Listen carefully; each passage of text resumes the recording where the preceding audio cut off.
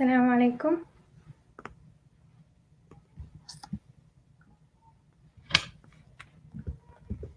Alhamdulillah. Is everything good and set up? No problems, inshallah? Okay. Yeah. Okay, so I'm just gonna start with the introduction, inshallah.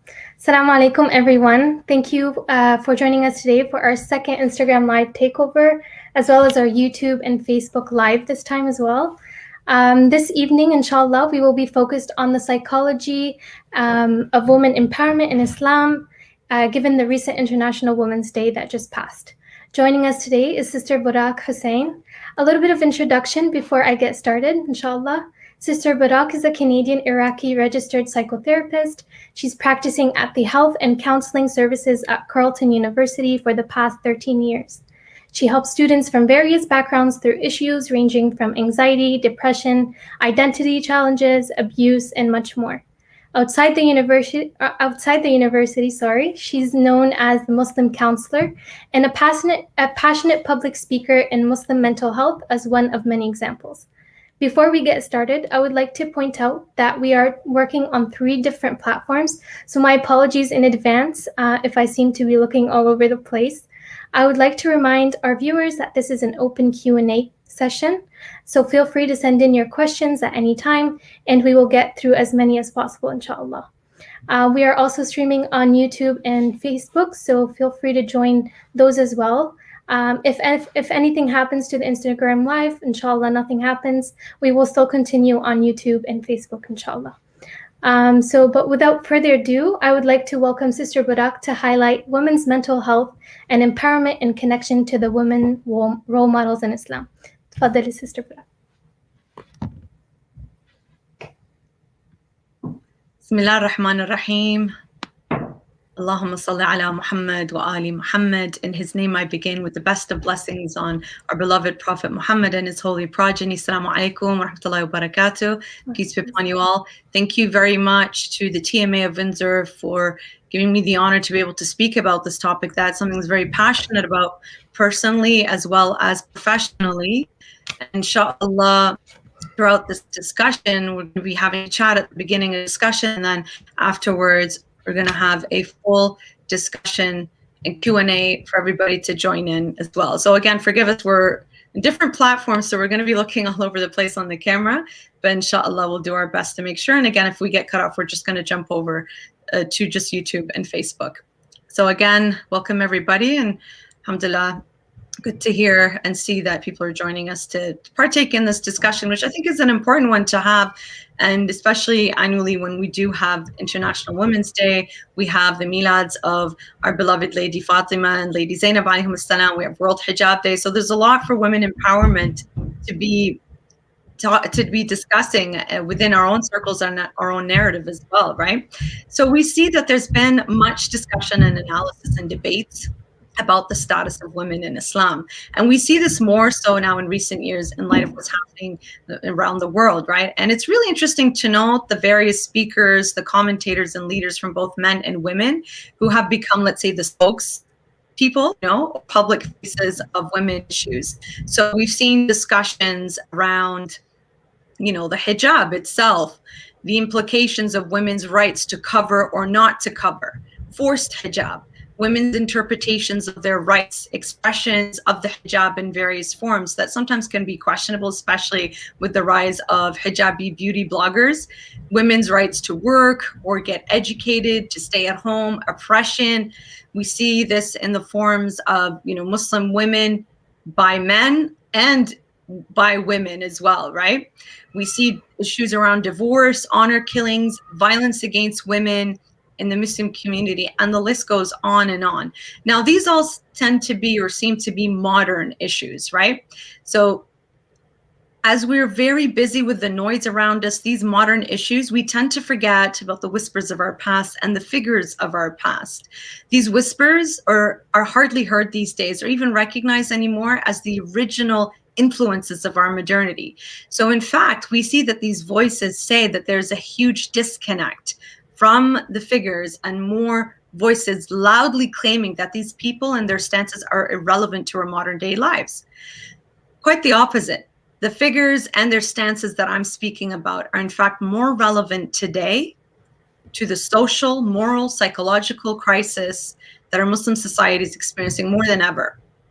So who am I speaking of here, right? I'm speaking, of course, about the mother, the daughter, and the granddaughter of Islam, Lady Khadija, Lady Fatima, and Lady Zainab, peace be upon them all, which are the inspiration of the ladies of light from the light of Prophet Muhammad sallallahu alaihi wa sallam. Allahumma salli ala Muhammad wa ali Muhammad. So as we know, let's take a little step back in history here to understand how important and relevant it is to today.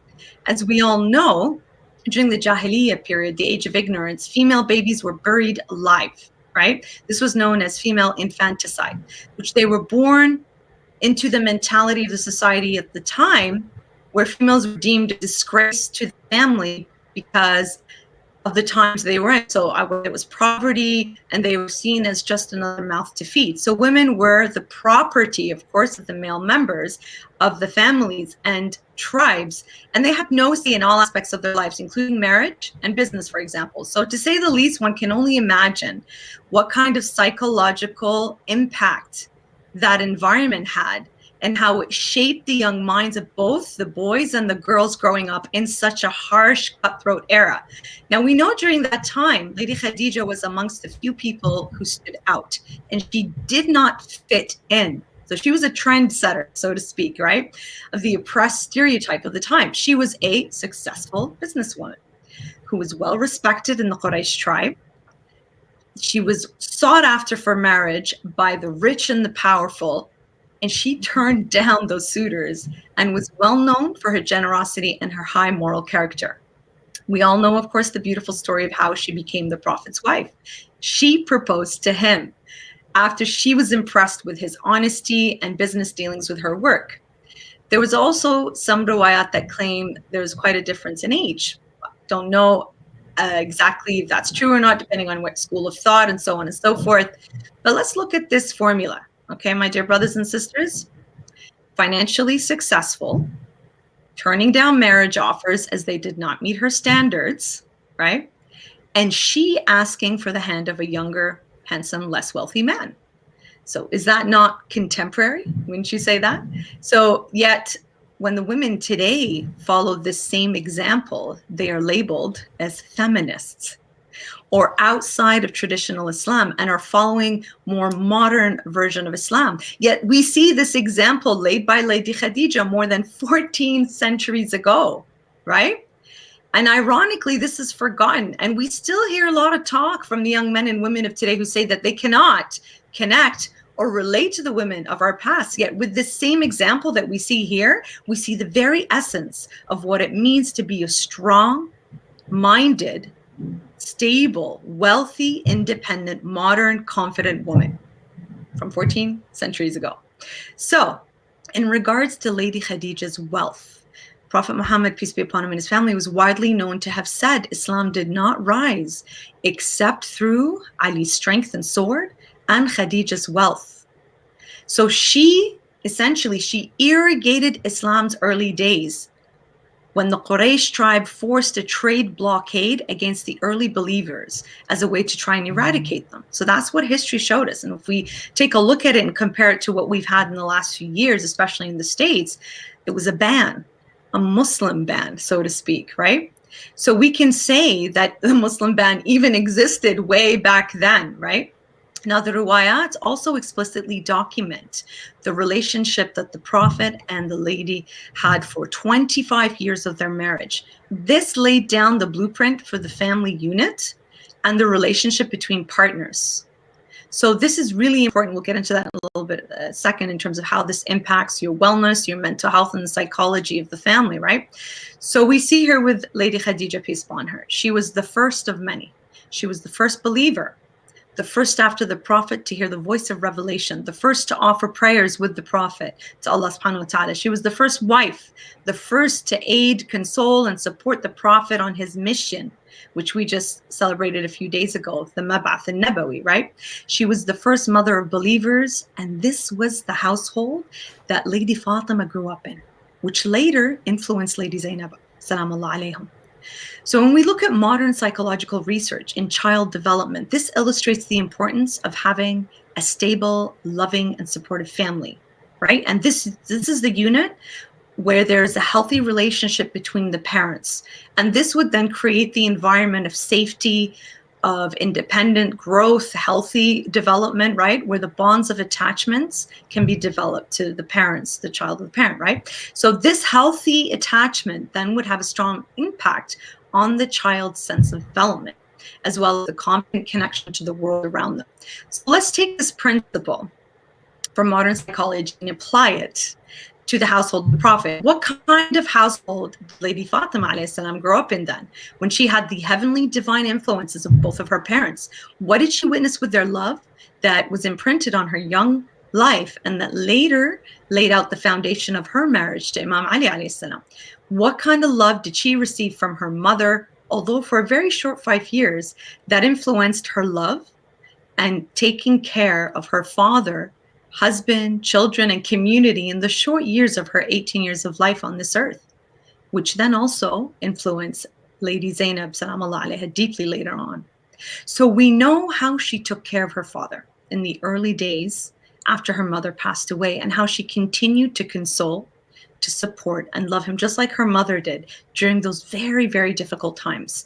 We know how much she loved, how she was loved rather, how she was revered, and how she was respected by her father, with the famous way how he used to stand up when she entered a room, take her hand, and seat her in his spot, right? He was often heard saying, Fatima is a part of me. Fatima bid'atun minni, and the famous hadith, whoever injures, bodily or otherwise, Fatima, he injures me. And whoever injures me injures Allah subhanahu wa ta'ala. And whoever injures Allah practices unbelief. O Fatima, if your wrath is incurred, it incurs the wrath of Allah. And if you are pleased, it please Allah too. This is incredibly powerful. In a time of the Jahiliyyah where women did not have the respect, look what Islam brought in the examples of the women of the Ahlul Bayt at that time. Can you imagine, like we said earlier, what kind of mentality the women grew up in, being told or demonstrated that they were objects, right? They weren't human. And yet you see the Prophet of Islam, pure example of a man taking his daughter's hand, placing him in her seat. What kind of respect and confidence did that show? And how does that impact a woman's mental health when she has that kind of respect? So I want you to think about that, right? Now, we know early on that she was witness to the harsh realities of the society of the time, beginning and witnessing with how her father was harassed and abused in the early days after revelation. We know the hardships she experienced during the forced blockade, right? We know how her heart broke with the loss of her beloved mother so young, and how it broke even more with the loss of her beloved father. We know that early on, all of these things happen. Now, without getting into the fiery details of the politics, and I encourage you all to read more about that and the history of what happened, we know that after, excuse me, the passing of the beloved Prophet, Lady Fatima's inheritance, the rights of the land of Fadak were taken away by those who claimed to have followed and loved the same Prophet. Now, she was forced to dress and leave her house, as she was never seen by the public, and as described in Shaheed Muhammad Baqir as-Sadr's book, Fadak in History, on page 28, that she was accompanied by her maids and some fellow women, and she came with these women deliberately to draw the attention of people and make them notice her passing. And with that number of people to gather in the Mosque of the Prophet, it was there that she gave a powerful speech outlining her rights of inheritance of her father, just as the other children of the prophets before. You know, it's really interesting when I was reading about the life of Fatima and the relation to Fadak and all of these historical aspects that took place, the author even went on to describe how part of her deliberately walking outside like that and walking with the group of women to the mosque was that she was well known for the same gait she had as her father. The way she walked was similar to his walk. And so her walking to the mosque was reminding people, look at the mental strategy that she imposed at that time when these people were against her. Walking outside like that with her father's walk was reminding them of who she was, who her dad was, her father, but who their prophet was, right? So this was fascinating. I was like psychoanalyzing that, like, mashallah, what a strategy that was that this woman had to show these people, right? So when we get to the speech, we see a woman who was compelled to leave her home, speak in front of an audience who no doubts had no plans to return her rights back. Now, does this not echo the same rights that we see taken away from Muslim women in our own communities today? Right? Sadly, we know how she was martyred, right? With unbearable violence that I'm not going to get into our discussion today, inshallah, another time. But however, I would like to make a point, right? Violence against women by men, right? Violence against a woman who spoke up for her rights. Violence against the lady of all the lights of the universe. Violence against the daughter of the Prophet Muhammad sallallahu alaihi wasallam. Violence against a woman whose husband, who cherished her, treated her with the exemplary manner that a Muslim man is expected to treat his wife. Violence from those men who claimed to revere and follow the Prophet Muhammad sallallahu alaihi wasallam. So I want that to sink in there for a moment as to whom this violence was perpetrated against. Now, when we take it to what's happening and what has happened in history in this day and age, we know that violence against women by men is an epidemic that is not uncommon within the greater communities, but also within our own Muslim communities, right? We cry freely and loudly for Lady Fatima alayhi salam and the violence that she faced and how her rights were denied. Yet our own voices are definitely silent, okay, of the violence that our women and children experience from the same men, all right, who claim to follow the example of the Prophet Muhammad and Imam Ali, salamallahu alayhim. In other words, why is it that the men who claim to be the lovers, the followers, the Shia of Ali alayhi salam are the ones that are hurting their women like the enemies who hurt Lady Fatima? The same men who beat their chest and latam for Lady Fatima use these same hands to beat their wives and children. Let that sink in the minds of those who follow these same footsteps. Now, we've spoken about violence against women by men, okay? There's also violence and abuse against men because men are also abused by their partners. It's not exhibited the same way. It is not seen the same way. There's a lot of shame around men who perhaps want to speak about this, right? When I talk about violence or abuse rather with men, and I'm speaking firsthand from the men who've reached out and spoken to me about their situation, we tend to kind of make fun of that situation, or it's hard to believe, but it happens. And of course, there's a whole bunch of psychological implications. I'm not going to get into all of it now, but I do want to emphasize that when I talk about domestic violence or violence against women by men, I always bring up the other side as well, because there's a silence. There's no voice spoken about men's issues when it comes to the abuse that they experience. We mostly hear about women because, just like the statistics show, that we see more mental health issues from women, and that is mainly because of how women are the ones who are more likely to seek help.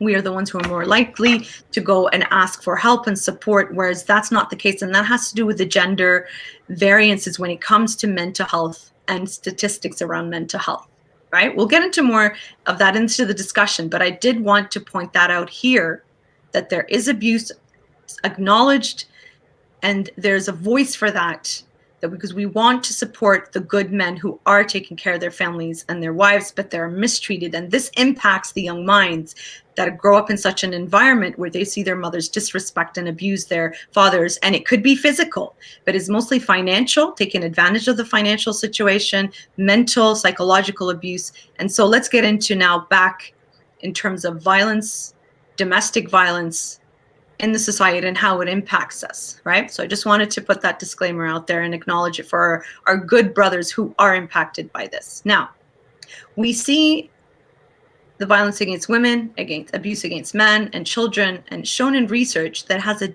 deep and far-reaching cyclical effect, right? That influence the overall mental health and stability of the family and people. So physical consequences could include homicide, serious injuries, unwanted and early pregnancies, injuries during pregnancy, injuries to children, sexually transmitted diseases, including AIDS and HIV, vulnerability to disease, and psychological consequences include suicide, mental health problems such as depression and anxiety, or symptoms of post-traumatic stress disorder, negative effects of the children or even the women or the men witnessing the abuse and the violence, and especially the children who witness that, and of course, negative effects on productivity and employment, amongst many more effects. So, back to the Ladies of Light and their impact on all of this. Let's take a look now at the granddaughter of our beloved Prophet Muhammad sallallahu alaihi wasallam, Lady Zainab, peace be upon her. Now, the legacies from her mother and her grandmother, they greatly impacted her and prepared her for the trials and tribulations of Karbala and beyond. And she endured all of this in order to save and preserve Muhammad's religion.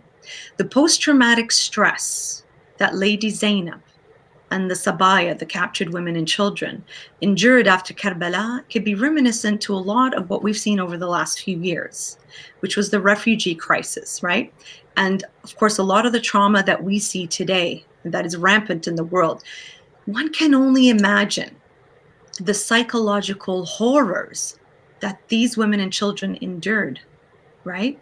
As they watched that crisis unfold in front of them. And also today, when people are part of political strife, right? When there's part of natural disasters, when we're talking about famine in the world, when we're talking about wars and the effects of all of that, when people are growing in such environments, how does that impact their well-being, their mental health, right? So I encourage you again to read or listen to the lectures, especially dedicated to Lady Zainab's life, salam Allah alayha. And there's a really good book by Christopher Clohisi, who I recently did a program with Al-Haraka Al-Hussainiyya, and he talks greatly about Lady Zainab and her life, a lot of things that we don't know about before Karbala, because we just focus on Sayyidah Zainab and Karbala, right? So he talks a lot about that, and he's somebody of a different faith who found this woman to be incredibly inspirational, right? And how he talks about her strength in her life. I have not gotten my hand on that book yet. I want that book, but I've read a lot of articles and reviews about it. Inshallah, that's going to help me take a look at Sayyidah Zainab differently. The more we read about her, the more we're inspired. So let's look more into here, looking at Sayyidah Zainab, her mental strength, and how that impacts us as women today. So I'm just going to be briefly discussing some of these details in relation to our discussion. So put your mind frame in the story of what happened here. These Sabaya, the captured women and children, they were paraded through Kufa, the city of Kufa in Iraq, where Lady Zainab used her voice. She used it with wrath. She used it with eloquent defiance, right, to the festivities and the celebrations of the people of Kufa, which happened after the Battle of Karbala. They were celebrating this great win in battle. Little did they know what they were celebrating, right? So she scared them with the truth of her voice, the voice of Ali, her father, and she shattered their joys to tears. Again, I encourage you to read her speech. I'm not going to get into that now, but you'll be awed that despite what she just experienced in Karbala, that could have rendered any person to the ground, she stood proud with the stance of Lady Khadija and Lady Fatima alayhum assalam, and the voice of Imam Ali alayhi salam. Now, enduring much humiliation, the captives were taken from land to land, uprooted from all that they knew, all that they were accustomed to, and they were degraded, right? And they almost emulate the modern day refugee crisis that we've experienced in the last few years. So again, let's imagine the devastated effect on the human psyche here, right? On these women and children, right? To be helpless in another land unknown to you, with unfriendly faces, who do not want you, want to hurt you, who hate you, right? Brutal geographical terrain and weather, and of course, seeing the heads of your beloveds raised right up high above you. Absolutely devastating. And after 28 grueling days in the heat and the desert and the loss of many children and women along the way, from going from Kufa and all these different cities all the way to Damascus al-Sham, where Lady Zainab alayhi salam, her famous speech shook the ground in the palace of the tyrant of Yazid. This rendered grown men to tears with the realization of what they have done and what they have supported. And so this woman, she was fearless in her stance, not wavering, because she knew what she had to deliver to save the message, the true message of Islam, not the message that Yazid had created at that time, his version of Islam, right? The ISIS version, the terrorist version. No, she knew what she had to do to save the religion of Muhammad and what Imam Hussain sacrificed for of, if the religion of Muhammad does not stand upright except by my death, then, oh swords, take me. She knew she had to uphold that. So she was relentless in speaking the truth, no matter who did not want to hear it, with the voice of her father and the strength of her mother. And I keep saying her mother and her grandmother, because they instilled that in her, right? And this is women today. When we talk about mental strength and empowerment, these are our role models, right? So she was beautiful in her splendor. When she defied Yazid, then what does she say? Say it with me, sister. I saw nothing but beauty, right? And so this is a testament of faith, strength, resilience, power, endurance, empowerment, whatever you want to call it. That statement, and I'm looking at it from the psychological lens, that's what I see, right? And so when we take a look at using faith and confidence to deal with the effects of hardship, one cannot forget the Lady of Patience, right? The mountain of patience herself, her stance with the power, okay, and dignity and undeterred faith against the trauma that she witnessed, subhanAllah, and against the hate that she faced. This epitomizes her strength, her light, her guidance as a source of inspiration for all of us, both men and women, right? Seeing through her eternal words of, with me, sister, again, I see nothing but beauty, right? Modern psychological research shows that there is a strong tie in connection to religion and spirituality as having a huge impact on how we endure difficulties and challenges. Knowing what we know from Lady Zainab salamullah alayha and the Ahlul Bayt alayhim salam, their deep faith and piety exemplifies to us simpler people how to endure and be patient with tribulations, right? And for the more challenging the trials, the more they showed us how to withstand them. This is where we talk about mental resilience, mental strength, mental power. Yes, you know, when we do deal with all of these difficult challenges in our lives, right? I'm not dismissing them. I'm not saying be like Lady Zainab, you know, alayhi salam. Be patient, because you hear that a lot, right? You hear that rhetoric from the scholars, the sheikhs, the alims, the community members, when let's say there's a woman who's dealing with abuse in the home, right? You hear that, be patient. This is not the type of patience we're talking about. Lady Zainab, salamallah alayha, Lady Fatima, salamallah alayhum, what did they do? Did they bow down to the tyranny and injustice that they experienced in their life, in their tribulations? Absolutely not. They showed us, so why should we stay quiet to our injustices? Absolutely not. We stand up, we learn from them, right? Being patient, absolutely, we become patient with the difficulties that come our way. This is where resilience comes in. This is where the pandemic has taught us so much. And our own personal challenges, whether it's during the pandemic, pre, and what's going to happen post. Yes, we work with the challenges that we have. That's why we go speak to a knowledgeable person. That's why we speak to a counselor or a professional trained in the field to help us get through these challenges. In fact, mental health challenges and women mental health issues during the pandemic have risen, especially when we talk about the effects of domestic violence and abuse. That has impacted children and women more, and yes, men as well. I've had men reach out and talk to me about the problems and challenges they have experienced.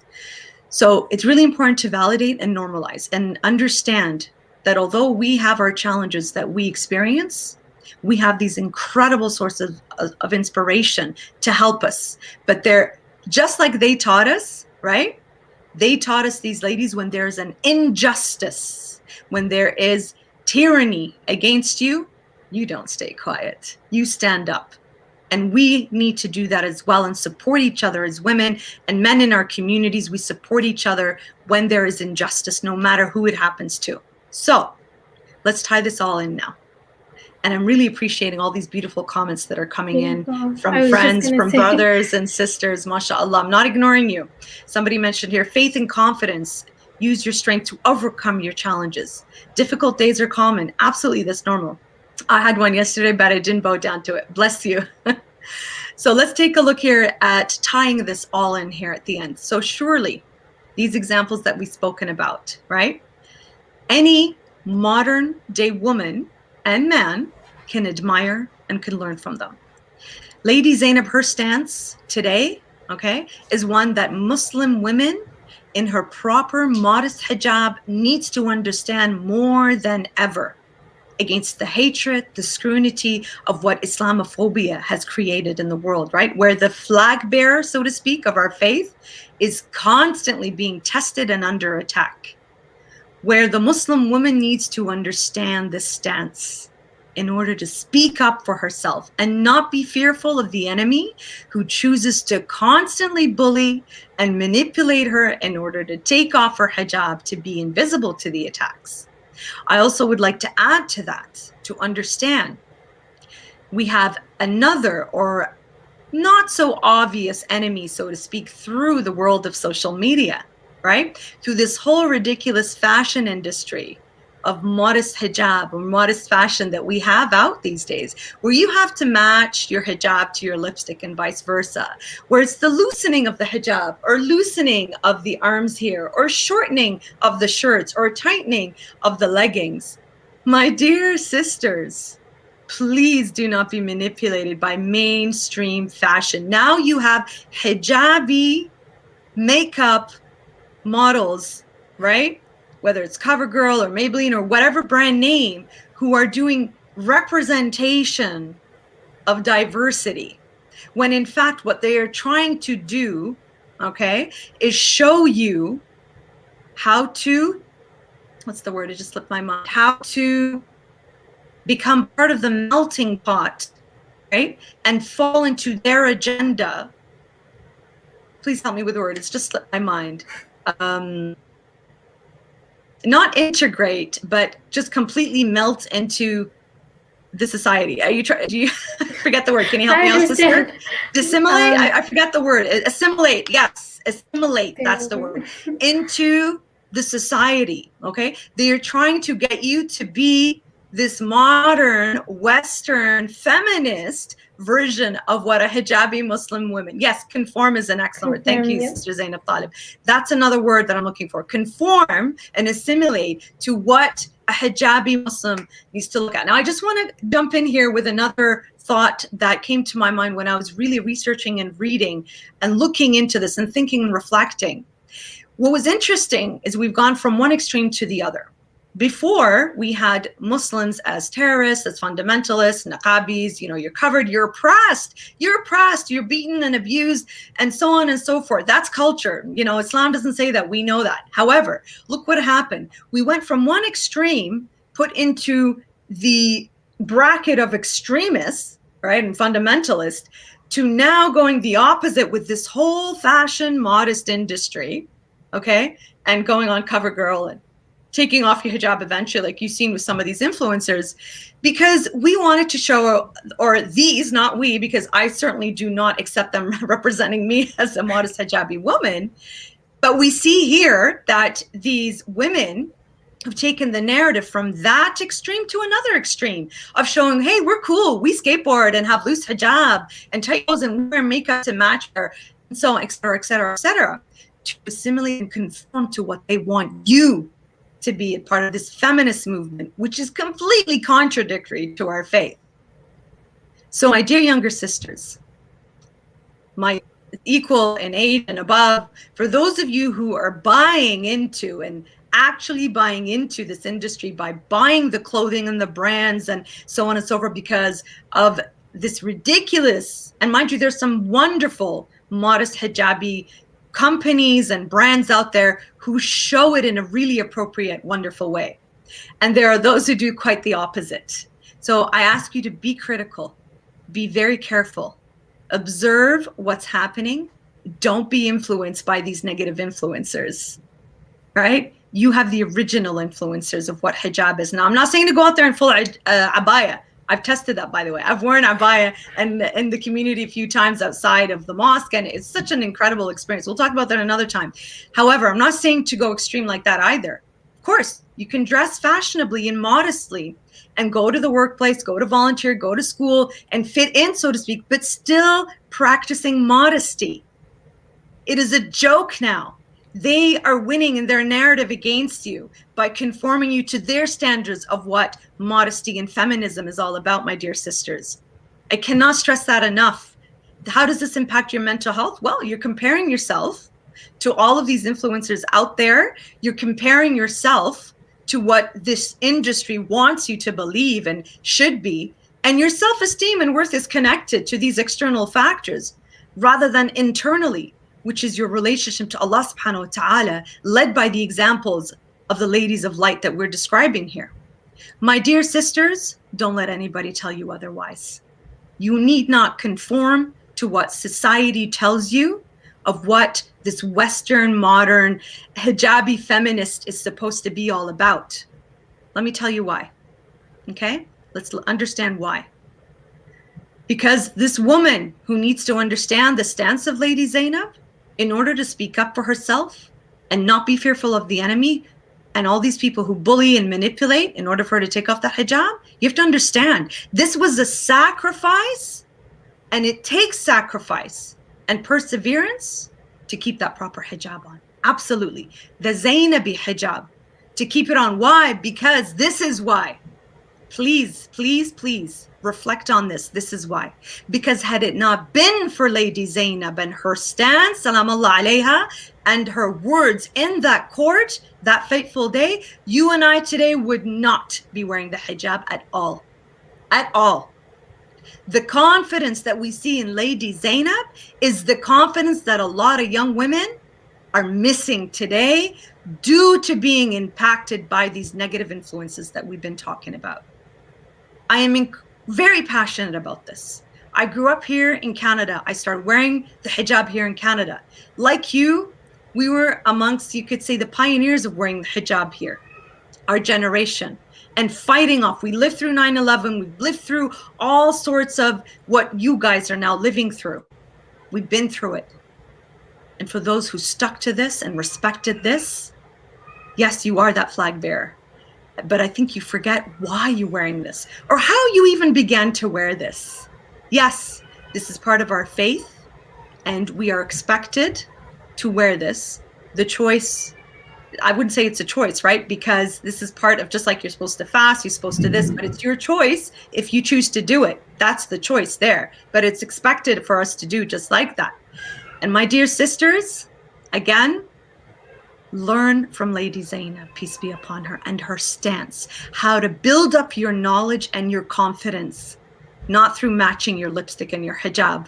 No, for there's nothing more beautiful on a woman than her confidence. Absolutely not.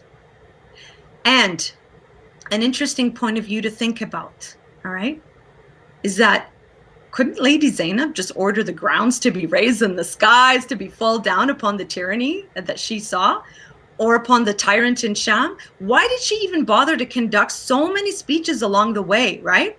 Look at the psychology and the strategy, just like her mother here. Brilliant woman.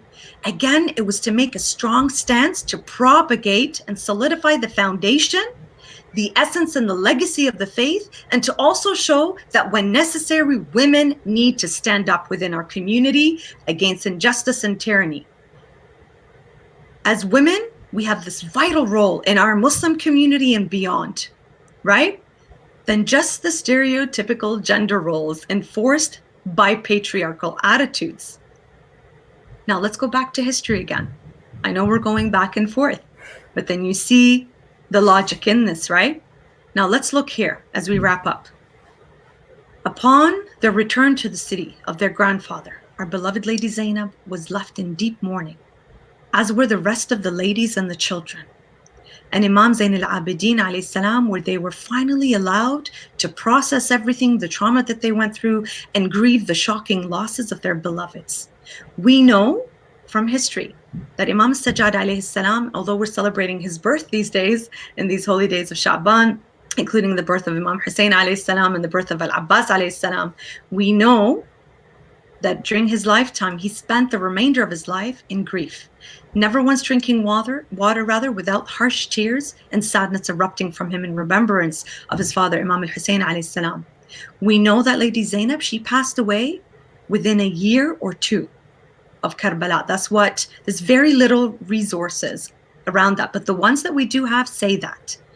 And then we think, it's a wonder how we see people around us who are affected by traumatic events in their life, how violence against women, for example, abusive relationships, abuse with men, child abuse, sexual abuse, divorce, loss of family and friends, all of these. How do we deal with these devastating struggles, right?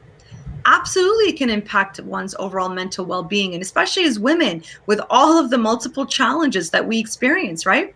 So of course it's going to impact your overall well-being. And if one does not get the proper help and support to process these struggles, of course they can overtake them. Now, this is my theory, and I've spoken to a lot of scholars and historians around this. And we don't have fact to show this, because some say Lady Zainab passed away in Sham, in Damascus, where she is. There's a shrine there, and some say there was in Egypt. And some say, it was a natural death. But let me put this thought out there, okay? We know what happened to all of Al Muhammad, how they were murdered, how they were killed because of propagating Islam. Sayyidah Zainab alayhi salam, look at her stance. She was not quiet. Even when she came back to Medina, she was vocal. They held majalis. They held morning gatherings. They retold the story again and again. Any passerby who would come through the city, they were propagating the message. She was doing that. So she was taken from place to place, just like we see with Imam Rida alayhi salam, Imam Musa al-Kadhim, how they were taken and jailed, right? If you look at it from a psychological, strategic point of view, do you think she died a natural death? Again, I'm just speculating theory here based on my discussions. There's no fact based on this, but a lot of people believe that she was martyred because of how she stood up against the injustice and how she did not stay quiet. What did this do, though? What did her voice do? It awakened a sleeping consciousness. This is what a woman, Our Lady Zainab, did. The power of her stance and her voice, what her brother had to do, she continued the mission in her stance. And look what it has done to us today. Like I said, had it not been for her, you and I as women, we would not be wearing the hijab today. We would not know our Islam. Now, back to the point here of struggles and how it can overtake us and so on and so forth. There's still such a stigma and stereotype around those who do try and seek help. So I say to those who are listening today or who follow any of our types of programs when it comes to mental health, don't stop yourself from getting the right support to help you through these struggles. And of course, using our faith, right? I believe in faith and mental health and how it helps all together. Now, we know the women of Karbala, like we said, they held these majalis to help grieve and support one another. That shows us an example of how in a space of grieving, this helps with our wellness when you are dealing with difficult situations, to speak to one another, to openly. And I think this is perhaps the culture around women and mental health, right? When we talk about openly speaking, right then and there, you see the example with the ladies of the Ahlul Bayt, how they created that, right? This was another way to cope with the losses of their beloveds. So let's use their example of love and support to help in our communities, right? Especially those who need that.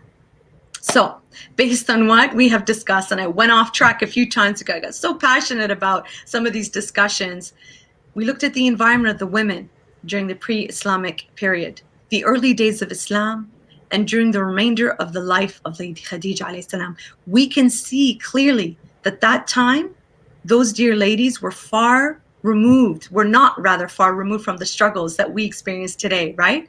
To learn from Lady Khadija and Fatima and Zainab alayhim salam is to embody their virtues, their character, their business savvy, their respect, their voice, how to stand up, how to love, and their husbands, their families, and of course the confidence, right, of modern, independent, strong women.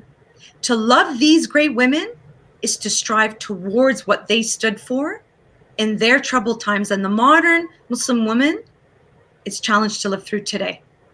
And finally, my dear sisters and brothers, woman empowerment comes clearly through the ladies that we've discussed, right? And not through the modern Western feminist of role models today, of the Kardashians, the Gloria Steinfelds, the this and that, and all of what you see on social media and the news. These are not where we get true women empowerment from, right? And these are who our young women are looking up to today, right? Why do we do that? When you have the original women of empowerment that are forgotten and replaced by these feminists as though that is true women power, right?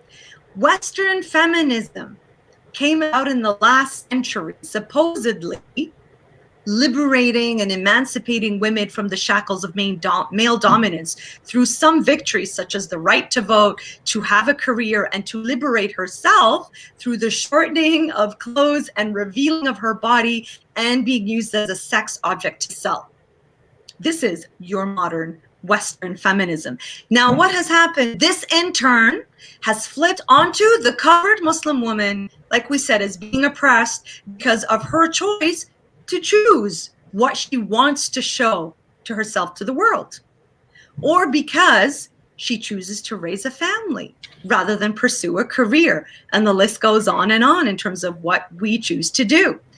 Now, this is not to say that, of course, there is culture that imposes where, families don't agree for their daughters to study or their wives to work. I'm not denying that. That's there. But when we take a look, right, in terms of Islam, there's culture in Islam. There's those who practice, and then there's the faith. There's a huge difference with that. So there needs to be a balance of respect of choice on both ends, meaning, or it can be seen as oppressive when the Muslim woman or woman of another faith, for example, chooses to raise a family rather than pursue the career. So need we remind the feminists, okay, that Islam gave women her rights 1,400 years ago, with the right to education, the right to work, the right to keep her own money, the right to keep her own name, and so on and so on and so on. These rights, when we talk about them, right, they raise the eyebrows of non-Muslims, right? When they learn about them, there's a pride, my dear sisters and brothers, right?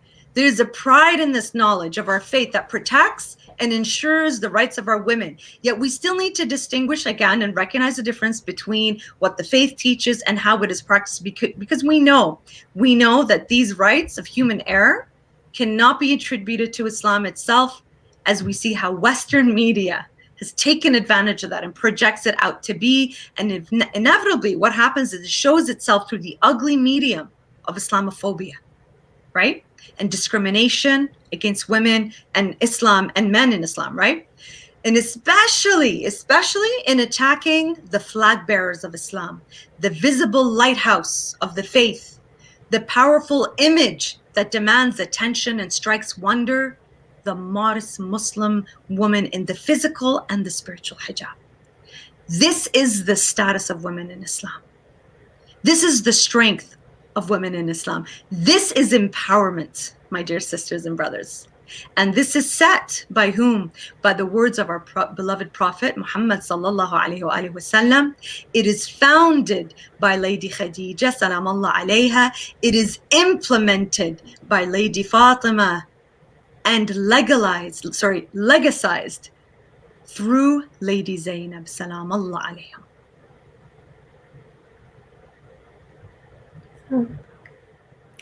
Thank you so much, Sister Berak, for such powerful words.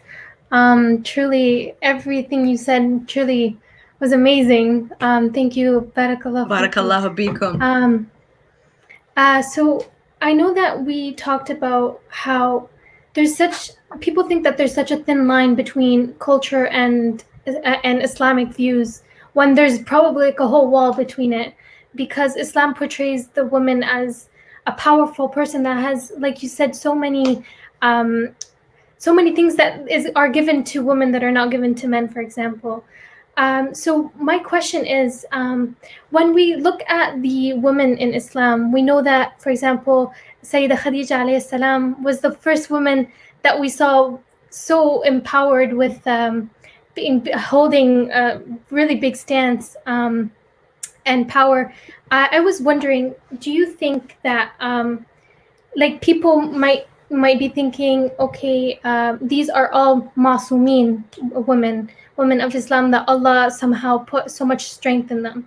How do you think that the Muslim women, not being from Ahlul Bayt, maybe being from like their surroundings, how do you think that they were able to cope with their mental health, especially during such traumas that they went through? Absolutely. So like we were saying earlier, and you bring up an excellent point, sister, that we are not masumeen, yet these people are infallible, right? And the idea here is they are set as an example for us to work towards, right? So they endured pain, they endured emotion, they endured trauma. And when we talk about infallibility, and my understanding of it, when I've read about it, when I've spoken to scholars about it, is infallible from sin. That doesn't make them humans not able to feel, not able to experience emotion and struggles and trauma. I mean, if you look at what they went through, again, that's a source of inspiration for us, and still validating our own struggles that we go through, right? So although we're not masumeen, again, understand what that means. It doesn't mean they don't feel. Quite the opposite, right? That you see what happened with Lady Fatima alayhi salam when her father passed away, that she spent a long time grieving for him and was heard crying to the point where she was asked to, leave the immediate premises where people can hear her, and her beloved husband built for her a space, a place for her to grieve in. She showed emotion to the loss of her father, right? That's normalizing to us that we as women and men are allowed to express emotions of grief with the beloveds that we lose, right? And even throughout their lives, like I said, read about their lives, read about their history, right? And when we talk about what they inspire us, again, it's not that they didn't experience this pain. They did, but they also showed us how to cope and deal with it. So for those people who feel, well, I'm not a masoom, I'm not from their lineage, I'm not them, of course not. Let's put these ladies aside. Anybody that you look up to as a source of inspiration, right? You're not them, but you learn from them, right? They're showing you how they got through their struggles, right? I highly recommend a sister. Her name is Tuqa Al-Musawi. You can find her on Instagram. She's a good friend as well. And she's been giving some really nice inspirational snippets, as she calls them. She's from the UK, so they have a different slang than us. And she just talks about basic stuff that you and I all go through, right? And these snippets here, what these snippets do is they allow you to just reflect on anger, on pain, on friends, on life. And although she's a Alwiya, she's a descendant of the Prophet, she's an everyday person like all of us, right? And this person is just talking about basic stuff that we all experience, yet she's also a source of inspiration, right? So check her out. Now, I see positive and negative comments here happening on the chat. So for those people who are not interested in listening, you're free to leave. Otherwise, the moderators will be more than happy to kick you out, because this is a safe space of positivity. No toxic energy allowed. So Allah Muhammadu Aliwiyak. Like I mentioned, this is a Q&A session, and we're trying to learn as much as possible from Sister Berak, who is a registered psychotherapist. So please, if you have anything negative to say, just take it somewhere else. We're trying all to learn here and to get as much questions through as possible. Thank you, Sister, Absolutely. for the answer. I hope that was it. Yes. Did that answer it? Yes, thank you so much. I wanted to ask, so obviously Islam is just so good at showing us the stories that all the prophets and the Imma and their Ahl Bayt went through, the so much trauma, like you mentioned before, with Karbala, and then Imam al-Qadim being imprisoned all these years. They've all went through so many trauma, being either women or men. Right. So there's kind of sort of for our generation, in a sense, there's sort of a stigma around mental health and not being able to kind of voice it out and talk about it. How do you think we can kind of let these people know that it's safe for them to talk about it, and basically, like, how do we address the stigma around mental health in our societies, and not just tell the person you're low on your deen? How do you address it and say that you're allowed to like go to, like you said, somebody who is professional to deal with it? So in the last 10 years, so this is a really big question, and I do full sessions on this, so I'm going to try and summarize it within a few minutes. The last 8 to 10 years, we've seen in the greater community a rise in mental health awareness. So within our own communities, we're a little bit behind. I can safely say within the last 5 years, alhamdulillah, with the work that we've been doing, whether it's through the Serenity Islamic Mental Health Awareness that we founded here in Ottawa to bring mental health awareness, through the medium that I use, the Muslim Counsellor, we've, alhamdulillah, I can safely say and proudly say and happy and pleased to say that I think we've come a long way from when we first started a few years ago, where people only responded to mental health issues when somebody took their lives, when there was a suicide. And this is how we first responded here in Ottawa.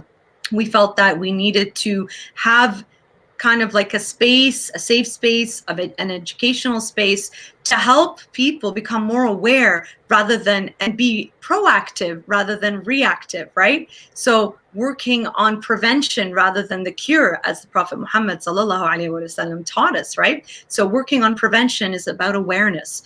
Now, like I said, it's taken a few years in the greater population, although we were always busy at the clinic where I work at the university.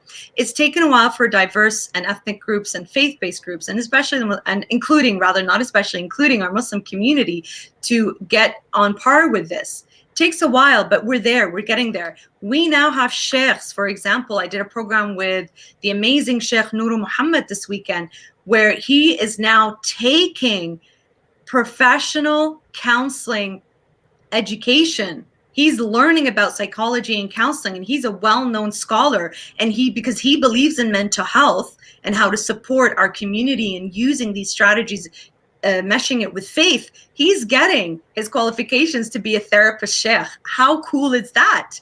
And he personally told me it was because of the work that we've been doing. So there's an influence there now, right? There's been a push. And I can say that the push that we have been pushing in our community to openly talk about suicide, depression, domestic violence, the effects of that, alhamdulillah, it's come to the place now where we are working at the marja'iyya level of providing programs and developing and working on programs. And you see that it's not just a word that is used now, like a hip word to use, mental health. People are actually doing things in our community, and not just talking programs, but doing things deeper about developing programs, not just talking, rather events, but developing actual programs and services, right? Yes. So yes, there's a stigma around mental health, but it's not the same as it was a few years ago, because people are realizing how close mental health is in terms of how connected it is to faith. In fact, if you take a look at the Imam Mahdi Association of the Marja'iyya office, if you go to their YouTube page, we recently did a program on psychology and faith, and faith and Islam. It was a wonderful discussion with Sheikh Mahdi Hazari, Dr. Sheikh Hazari, because he is a scientist, where we discuss that in detail. So I encourage you to check that out. But you see where it's gotten now. It's gone to the point where the Marja'iyya is recognizing how important it is, and how important it is to have the appropriate, regulated, qualified professionals. Now, when we're talking about culture, again, there's a lot of shame and taboo and aib, around talking about your mental health issues, or even just things that are private, right? But when we take a look at ask those who know, seeking help, this is embodied in our own faith, where you're supposed to use the sciences around you to help you, right? People say, well, God's going to make me better. How does God make you better if not through the brains that he's given to people, right? To research, to create medicine, to create therapies based on research and science to help people, right? And since we're on the question, I just quickly want to address something as well. It's very, very important that those of you who are seeking help to seek the appropriate help, right? There are those, just like you have a toothache. Do you go to a dental hygienist or do you go to an actual dentist to deal with this issue, right? You go to a professional who's trained and regulated in the field, not somebody who just all of a sudden decided, you know, after going through their own struggles, they want to help others. They take a 6-week course, or some don't even take some kind of certification. They create a life coaching program and coming up with all sorts of stuff that they're not even trained or educated in, and putting it out there as a program for people. And by the way, money. It's all about the money. It's all about the Benjamins, right? They're all doing this for money. Sure, there could have been an intent of wanting to help people, but my dear brothers and sisters, be very critical. Don't just follow the trends. Don't just follow names of people. Look at their credentials, right? Look at their professional credentials. Are they qualified? Do they have certification? Are they regulated, part of a professional, regulated, liable, insured body? So for those of you who are afraid to seek a mental health professional and prefer to go to a life coach or spiritual coach or whatever, be aware of what you're putting your faith in your life in whose hands, right? Again, go to the appropriate professionals. And all because of the stigma and the taboo, you're afraid of getting the appropriate help. That's going to hurt you and damage you more. So a long answer to a very, very important question. I would say we've come a long way when it comes to that. We still have a long way to go, because every single one of our centers, our Hussainiyas, our mosque, and I say this passionately and with hope, needs to develop a social service, a counseling service, hand in hand with our alims, with our sheikhs, with our alimas, to provide this support for our communities, inshallah, to make it normal, normalizing it essentially. Inshallah. Thank you, Sister Berak. And for sure, like you said, Allah subhanahu wa ta'ala says, use your mind. In the ayah, he's saying, like when he says, aqal wa tawakkal, that means you should use your mind, use your what Allah has provided for you. Absolutely. Before you tawakkal alayh, inshallah. So thank you so much for that. So another question, I'm going to look at the chat. Yeah, I don't see any questions from them, more comments. Yeah. There's one question here. It says, is there any, you see that one? Yeah. Yeah. Is there any positive or negative effect if Muslim parents adopt a child, both psychologically and Islamically, and especially the latter perspective? What do you think on that? So I'm not sure if I can answer that, because I know there are some Islamic rules around that when it comes to adoption, right? Mm-hmm. So I would recommend for whoever is asking this question to please refer back to your own marja or scholar to have this discussion. So I can't give an answer when it comes from an Islamic perspective when it comes to adoption. I have seen and heard families, people who have adopted, the goodness of their hearts, so they don't have children, they want to help the children of the world. And absolutely, if you think about it from that perspective, why wouldn't there be a positive impact, right? I'm saying this theoretically, right? Of course, there would be a positive impact, especially families who want children, right? To give their love, adopting. I mean, this is the way of the Ahlul Bayt alayhim as-salam, how they helped orphans, they supported the vulnerable in the community, right? Lady Fatima alayhi salam created a whole system of independence for women through the land of Fadak before it was taken away from her, right? As a source of financial support. They had a whole social system of helping. So my answer according to this is, why not, right? Being able to propagate goodness and support, and that's going to have a positive impact on people, both mentally, emotionally, financially, of course. But yeah, please do talk yeah, please do talk to your marja in terms of specifics when it comes around Islamic laws and rulings when it comes to adoption. Thank you. Just to wrap it up, we were wondering if we know that you mentioned quite a few resources when you talked about other Instagrammers or any other thing. To recap, what are the resources that you suggest to our viewers here, to the public, to better educate themselves? Resources you feel that are fit to be provided for this topic or any other topic related to mental health. All right, so I have one here. I'm just going to pop it up on the screen. So you guys have heard of Nasiha? So for those of you who are looking to talk to a free counselor, I work with Nasiha. I highly recommend them. It's for all Muslims across North America, and even people of other faiths are now using Nasiha as it's faith-based, great counseling support. So you guys can contact Nasiha. You can tell them I referred you to them. So this is a wonderful resource to use if you are struggling. Like, it's free, anonymous, confidential. You can text or type and you can talk to them. So that's here in North America. In Europe or UK, there is the Muslim Youth Helpline. I've also worked with them and highly recommend them. So for those of you who are struggling, you can reach out to them. That is a wonderful resource. Coming soon, inshallah, and I'm really excited to talk about this. And I mentioned it earlier, myself and another group of experts in psychology and mental health are working with the Imam group on developing mental health, psychological, faith-based resources and strategies for our communities, right? So I highly recommend, watch out for that, wait for it. We're going to be, inshallah, launching that soon. So that is going to be an amazing resource here in North America. Of course, I'm going to say and be biased, go check out the Muslim Counsellor YouTube.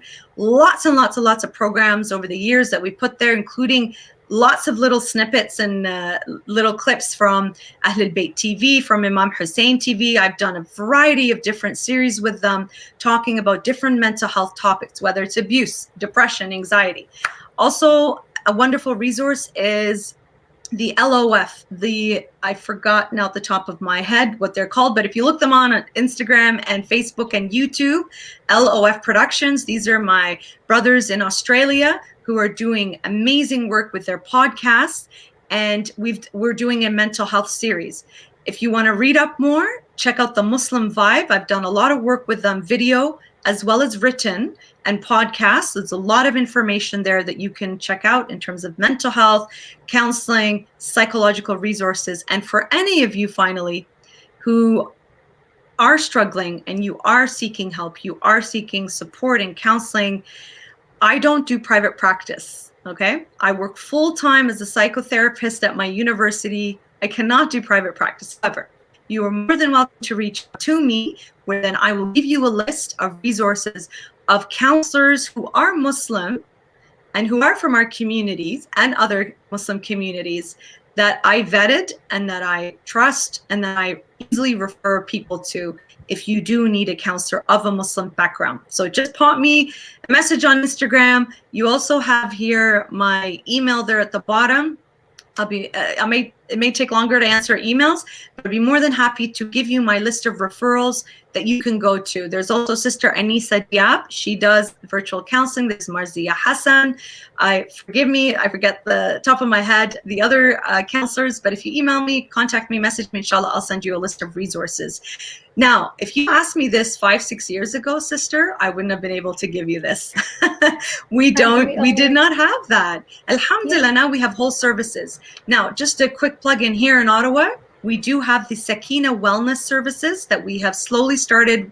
We've done a soft launch. Inshallah, we're going to do a big launch eventually.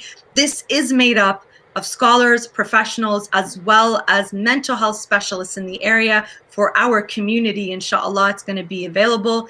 Just keep watch on my social media for all of these. And we also have, follow the page, Serenity Islamic Mental Health Awareness. We're not as active now as we were before because of the pandemic, but we are still doing online programs with a lot of great Islamic speakers if you're following those pages. And this was the group that launched 5 years ago with Canada's first Muslim mental health conference. I have to say proudly, from our group here in Ottawa, where we're talking about mental health, breaking the stigma, starting the conversation. So I hope I've actually missed a lot of comments that people have put up here. So yeah, there has there's been some here a as few well. extra Yeah, I've questions. got some I think I'm just from gonna pick YouTube. one more just for time's sake. But And before we we got get Salah into that, soon as well. yeah, as clarification, when Sister Berak was saying that she put up her email or anything was on the on streaming on YouTube and Facebook. So if you guys want to check out the YouTube, that will be up on Muslim Counsellor and I'll just on type Facebook, it in here as we're speaking. Sure, that would be great. Thank you so much, Sister. No problem. So before we continue on, I'm just going to give you a few minutes. Go for it. Ask the question. I'm almost done. Okay, so I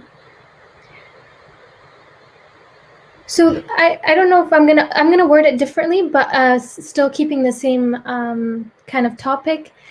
Is there any wait, what was the word thing? Is there something like, will there be a consequence for avoiding certain relatives who cause you extreme anxiety and panic? Especially since, like, in our cultures and stuff like that, not much are really aware of this situation. So what do you think about avoiding those certain people? So this is very common, actually. I get this question common. It's a really good question. Thank you for asking. So this relates when we talk about it from an Islamic perspective. Sulat al-Raham, you've heard that, right? Mm-hmm. Sometimes you are living with people who are toxic and cause you a lot of pain, and it could be abuse as well, like we described earlier, right? If it's somebody outside of your home, I'll give you the scenarios of how to deal with both. If it's somebody within the home, a parent or sibling, there has to be communication and a discussion of how this is impacting you, how it's hurting you mentally, emotionally, et cetera, et cetera. If that discussion is not fruitful, then we need to take it to the next level, getting an adult involved or somebody else to help you deal with the situation within the home and the family. If that still doesn't work, perhaps we look outside in terms of the community or respected member of the community who can join and help within that situation. Does that make sense so far? To help, because there needs to be an intervention. If there is a lot of pain, if there's abuse, if there's toxicity, to kind of fix the relationship, to work on that. And if it's something that's bearable until you get married, until you move out, there's ways of coping and dealing with it by not emotionally getting engaged. And I know it's really hard when you live with the person, but it's something that I deal with often with a lot of students and people in the community. It's about not getting yourself emotionally engaged with that person, right? Especially when let's say they have a mental health issue themselves. They have a temper, they're angry, or, they are in the role figure of a parental figure, which we can't even say oof to them, right? So it doesn't mean that you cannot have a discussion with them about what's happening to you and try to communicate. It's about setting barriers for yourself, how not to get emotionally engaged with the situation so that it doesn't upset you. Speaking with a counselor, of course, helps, so on and so forth. So outside of the initial home where you're living with the person that's causing you this pain, well, who says you have to be in close contact with them all the time, unless you're doing the wajib? Say salam from time to time, and Eid, send barakas of the blessings of Shahr Ramadan, if the blessings of the milads of the imams these days, et cetera, et cetera. You don't have to engage with that person all of the time if they are toxic and hurtful and painful to you. And also, we got to toughen up a little bit at the same time, right? We got to have a little bit of resilience and patience and dealing with difficult people, learning how to communicate, learning how not to emotionally engage ourselves. So there has to be a balance. But of course, if it's injustice, if it's tyranny, if it's oppression, that's another thing to deal with, right? So trick here is not emotionally engaging yourself. Keep it to a minimum. You still, and I've spoken to scholars and alimas about this, you are still maintaining salat al-raham and respect when you do the minimum interaction. So I hope that was helpful. And it is important to talk to somebody that you can trust if you are struggling with this as well, inshallah. Thank you so much, Sister Berak. I don't want to take more of the time. It's almost salat time. That's the only thing. I don't mind engaging more. Yeah, that's for our salah, inshallah. Thank you so much for your inspirational talk. Thank you so much for everything you've done and said, and the amazing advice you've given all of us. And this was for sure very informational. Thank you once again. Thank you for our viewers that came and watched and asked questions and engaged in our comment section. Barakallah fikum. Thank you so much, Sister Berak. وإياكم مأجورين إن شاء الله. تقبل الله all of your efforts, my dear brothers and sisters. ومأجورين إن شاء الله, and at your service. Take care. Assalamu alaikum. Wa alaikum salam. Salam, everybody.